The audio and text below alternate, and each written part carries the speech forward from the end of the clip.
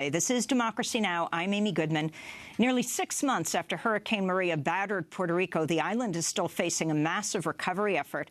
While the official death toll is just 64, it's believed more than 1,000 people died since the storm struck September 20th. Roughly 150,000 homes and businesses are still waiting for electricity. And we're going to talk about what's happening in Puerto Rico around one specific issue. But we're going to start in Alabama.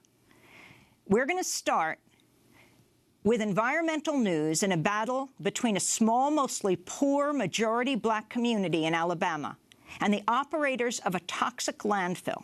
For more than a decade, the residents of Uniontown, Alabama, which has a population of about 2,400 people, have lived with the Arrowhead landfill, which is twice the size of New York's Central Park.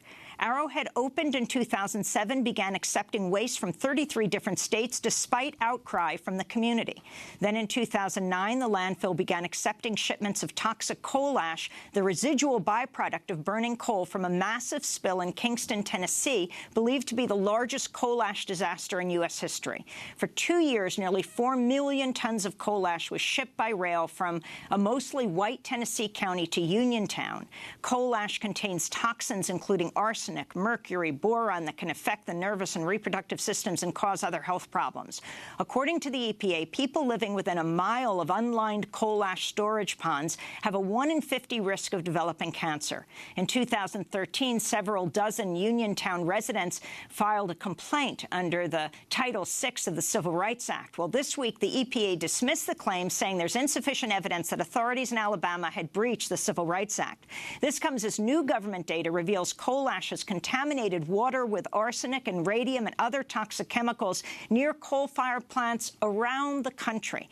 The data was released just 1 day after EPA Administrator Scott Pruitt said the agency would further weaken federal regulations on coal ash disposal. Meanwhile, President Trump has nominated Dow chemical lawyer Peter Wright to head up an Environmental Protection Agency unit tasked with overseeing the disposal of hazardous waste and chemical spills at toxic Superfund sites. Well, we have a lot to talk about with several people.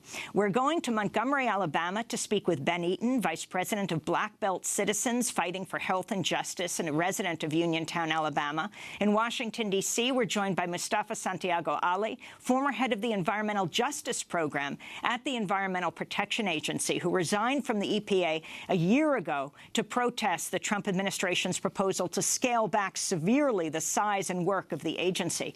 We welcome you both to Democracy Now! Ben Eaton, let's begin with you. Talk about what's happening in your community in Alabama, in Uniontown. Well, the things that are happening in my community in Uniontown is ridiculous when it comes to coal ash, or when it comes to our rights to live in a well-protected or a protected equally place like everyone else. We have a number of problems from landfill, coal ash, sanitation, bad odors. It never stops. But this is some of the things. These are some of the things that are happening in Uniontown. Well, explain exactly what this plant is, how the community has been affected, how long you've been fighting this, and what this rollback, even further, of environmental regulation will mean. Well, this rollback, it is deep. We, as a group, will not stop fighting the issues because we know we are right when it comes to our civil rights. The problems that are happening in Uniontown are ridiculous, and to get no help and support from the agencies that actually are supposed to protect the community, they're not giving us that. If anything, they are only supporting themselves or doing things that makes them look good. It doesn't help the community at all. Can you explain your reaction to the EPA dismissing the civil rights claims brought by members of the community in Uniontown. My feelings is ridiculous. For an agency that's supposed to protect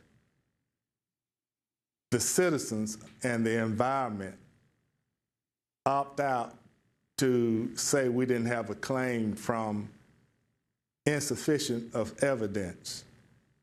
The Alabama Department of Environmental Management, they have a non-discrimination obligation, and EPA has the ability to force those obligations. And as we see it and the way things have turned out, that didn't happen.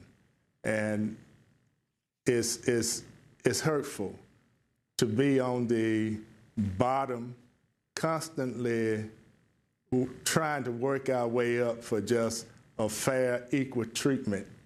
When you talk about environmental injustice, Uniontown is #1.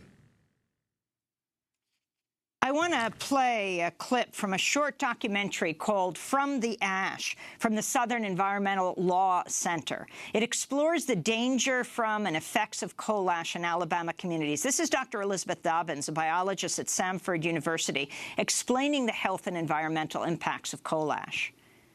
When you're burning coal, you release pollution into the air, and you also have the coal dust. What do you do with that? You know, the coal ash from what you've burned. And normally, people impound it near a steam plant, so a steam plant needs a lot of water, so they impound it right next to a water source. And that coal ash still has toxins that leak out of it: arsenic, selenium, boron. So heavy metals in very low levels can be very, very detrimental to human health. You can affect growth rates, brain development. You can affect your liver and your kidneys because those have to process them. It can have negative effects on sometimes even your red blood cells. I want to go back to a clip from this documentary, From the Ash, from the Southern Environmental Law Center. This is Uniontown resident Booker Gibson. I've been back here now for 45 years, back here in Uniontown. This landfill is coming right through my place.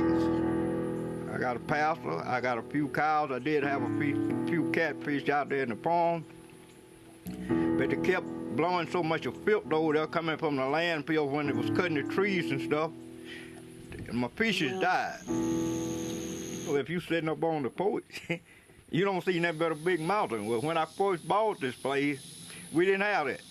It was that flat ground. I'm concerned about this coal ash and lead getting into the water. I want to bring Mustafa Ali into this conversation, who quit the EPA a year ago, deeply concerned about the issue of environmental justice and environmental racism. The government itself just put out a report talking about the levels of arsenic and lead and other poisons in coal ash and outside coal plants around the country. Can you put Uniontown in a national context, Mustafa? Yeah, Uniontown is one of those examples of sacrifice zones, unfortunately, that have been created. You know, when you look at that most recent study, you see that even when, you know, the folks were doing the analysis, that you have these elevated levels of a number of toxic chemicals that are in the water. And you know, everyone has a right to clean air and to clean water.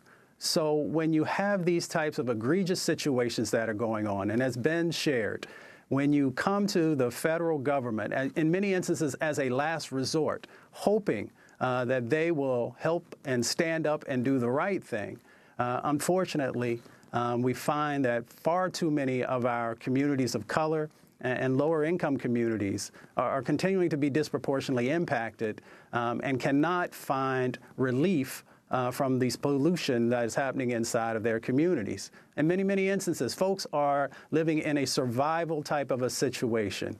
And the federal family, especially the Environmental Protection Agency, has a distinct responsibility for protecting public health and the environment. And when they do not do that, where do people turn? Can you talk about the actual utility companies' report? I mean, this is amazing. This isn't an environmental group's report. Right. This is the utility companies releasing information about what's outside these coal-powered plants.